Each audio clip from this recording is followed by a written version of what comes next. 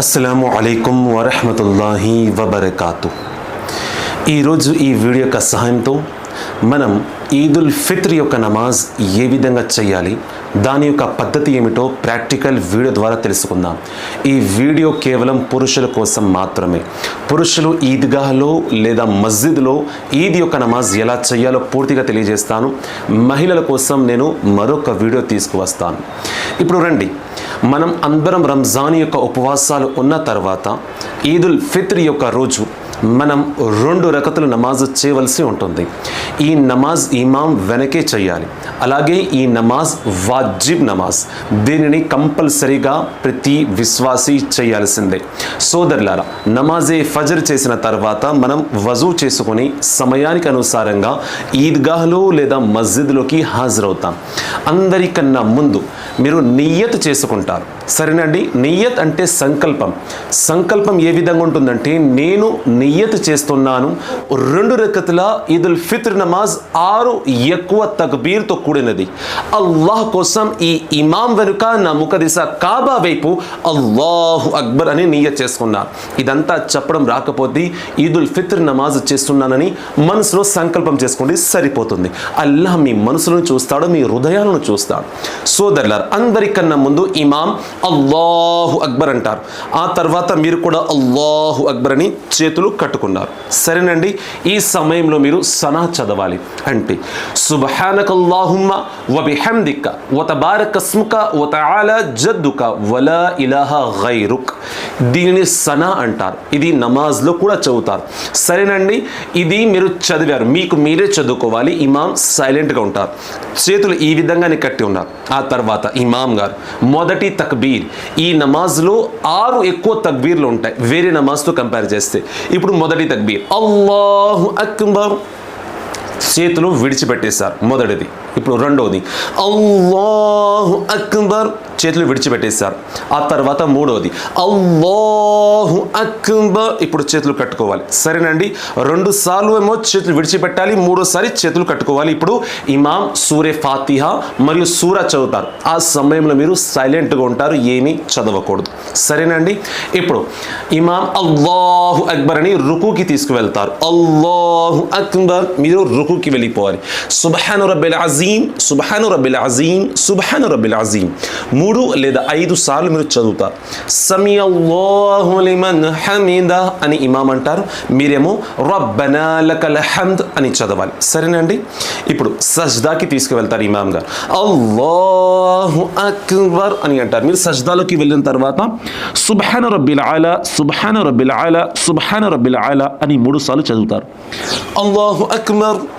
ఈ సమయంలో ఏమీ చదవకూడదు, దీనిని జల్సా అని అంటారు. ఇక్కడ ఏమీ చదవరు, సరేనండి? రెండో సజ్దా కోసం వెళ్తున్నారు. అల్లాహు అక్బర్, సుబ్హాన రబ్బిల్ ఆలా, సుబ్హాన రబ్బిల్ ఆలా, సుబ్హాన రబ్బిల్ ఆలా 3 లేదా 5 సార్లు చదువుతారు. అల్లాహు అక్బర్, మళ్ళీ చేతులు కట్టుకున్నారు. ఇప్పుడు కూడా మీరు సైలెంట్గా ఉంటారు. ఈ సమయంలో ఇమాం సూరే ఫాతిహా తర్వాత సూరా చదువుతారు. ఆ సమయంలో మీరు శ్రద్ధగా సూరే ఫాతిహా మరియు సూరాని వినాల్సి ఉంటుంది, మీరు ఏమీ చదవకూడదు, సరేనండి? ఆ తర్వాత సూరా అయిన తర్వాత ఆయన అల్లాహు అక్బర్ అని 4వ తక్బీర్ అంటారు. అల్లాహు అక్బర్. మళ్ళీ ఇప్పుడు 5వది అల్లాహు అక్బర్. ఇప్పుడు 6వది అల్లాహు అక్బర్. అయిపోయినండి 6. అంటే మొదటి రకత్లో 3, రెండో రకత్లో 3 తక్బీర్లు ఎక్స్ట్రాగా ఉంటాయి. కానీ మొదటి రకత్లో చూస్తే సూరే ఫాతిహా కన్నా ముందు మనం 3 సార్లు తక్బీర్ చేస్తాం.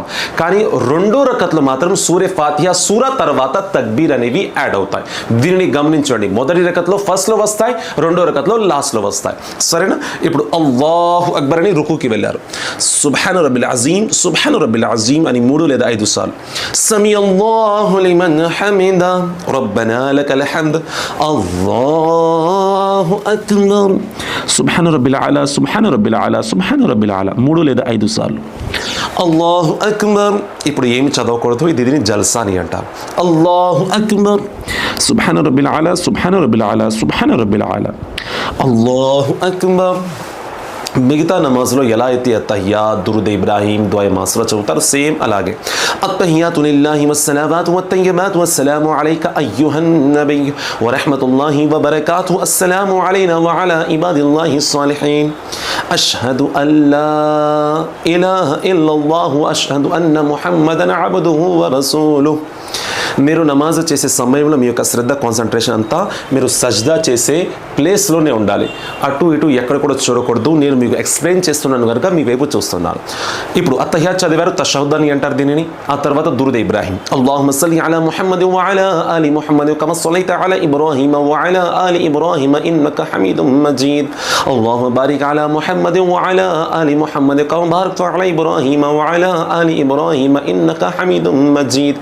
ఇప్పుడు దుఆ మాసురా, అల్లాహుమ్మ ఇగ్ఫిర్ లీ వలివాలిదయ్య వలిమన్ తవలద వల్జమీల్ ముమినీన వల్ముమినాత్ వల్ముస్లిమీన వల్ముస్లిమాత్ అల్ అహ్యాఇహుం మిన్హుం వల్ అమ్వాత్ ఇన్నక హమీదుమ్ ముజీబుద్ దఅవాత్ బిరహ్మతిక యా అర్హమర్ రాహిమీన్. ఇప్పుడు దుఆ మాసురా కూడా అయిపోయింది. అస్సలాము అలైకుం వరహ్మతుల్లాహ్ అని ఇమాం గారు అంటారు. ఆ సమయంలో మీరు అన్నారు అస్సలాము అలైకుం వరహ్మతుల్లాహ్, అస్సలాము అలైకుం వరహ్మతుల్లాహ్.